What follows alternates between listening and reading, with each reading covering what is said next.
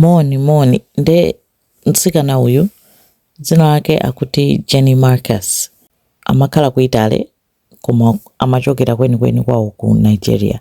Ari ku Italy kwa makani mwana wake anandika mwana kamtsikana. Nde Jenny anali wa pa TikTok ukunda kuposita ma TikTok ake chani komanso anali wa business yakeyo amapanga zinthu zosiyana sindili sure kuti zinali chani koma amayenda ndithu amakwera ndege amapita mayiko chani. Nde Jenny anapezeka kuti anaposita komaliza pa TikTok pa 8 January.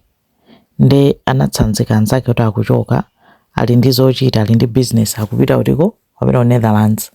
Anachoka kuti Italy kuja kunyamuka anajambula video anaponya pa TikTok ali ku airport akunyamuka akupita ku Netherlands. Anachoka pamenepo anthu anayesera kumampanga contact samayankha phone. Mwana wake anamusiya ndi nzake yonso kumandapo kuti munthu wachoka sakuimba phone olokumcheka mwana olokutani kunali palibe amene anamuimbira phone komanso samayankha phone.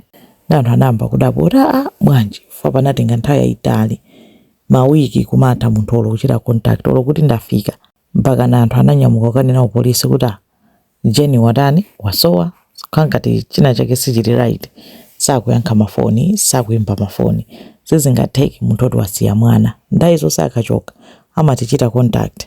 Nde ku Netherlands apolisi anapeza munthu pambali pa msewu munthu atafa koma munthu analibe ID ina iliyonse. Anamuchita search sanapeze ID iliyonse anamtenga anapita naye ku chipatala anamuyesa kuti apeze kuti chomwe champhanjani.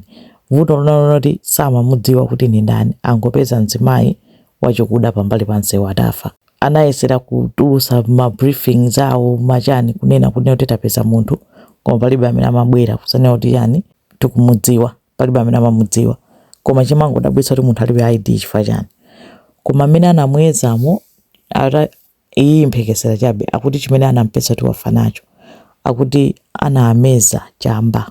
Tikachitchula social media imavuta chamba chake paudala wa white uja tine kuti koko nakasena azona ngati kuti Coca-Cola ite koma koko kake chamba chicha atanayika mtima paketi nkumeza. Business yomwe amadawo kapangayo kunali kutani kupanga transport chambacho. Nde anakafika koma atikuoneka ngati kathumba kamodzi kapaketi kamodzi kamene anaameza kanamuphulikira mmimba momwemo. Nde katamuphulikira mmimba ngasi ndidzambirimbiri concentration ndi zomwe zatani zomwe zokhala ngati zamupha. Chamba chomwe amapanga transport icho koma lopanga kudabwitsa kwambiri mponera kuti nde ma ID documents ake ali kuti apopo nde palibe yankho sanadziwe. Nde atakhalakhala anapezeka kuti chifukwa choti apolisi anatopa kusakasaka ku Italy ena ananena kuti anapita ku Netherlands ku business.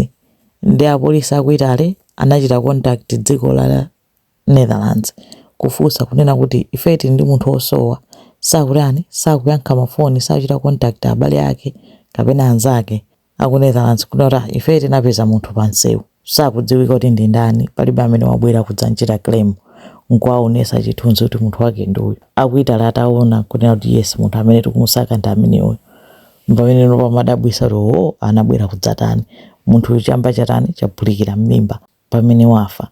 Nde nkhaniyo ndiyo tili nkamwa anthu ambiri akuyikamba kunena kuti wapezeka kuti wasiya mwana wake wang'ono oti iye ndi amene amalera basi pakhala no mavuto ambirimbiri komanso apopo basi thupi litumizidwe basi zambirimbiri zinthu zosakhala bwino koma wapezeka kuti wataya nazo moyo wake. Apopo zimakhala pawiri kuti mwina ngati sataya moyo akhoza kupeza kuti amugwira ngati samugwira anthu omwe wakupanga nawo business yo akhoza mpanga chipongwe. Munthu sunganeneretu kuti madiru ngati amene watha bwanji koma kwa iyeyo ndi mmene zathera. Siko kwambiri.